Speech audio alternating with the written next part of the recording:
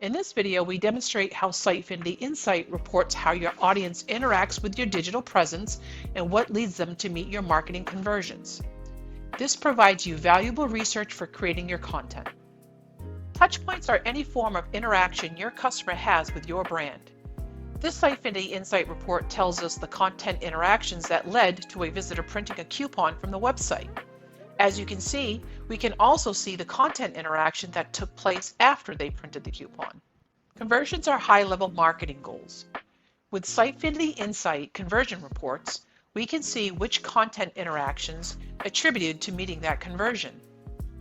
These analytics are calculated by an AI-driven model, or we can see which content interactions led to this conversion with first touch or last touch models. A/B testing in Sitefinity CMS is a marketing tool used to try different page variations to determine what content and design performs better with your audience. Here we are testing two page variations displaying restaurant locations.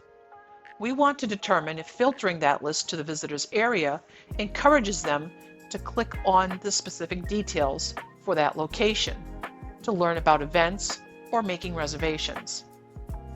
The test results are reported in Sitefinity Insight, and the report gives you the key metrics you need to decide which page variation to use.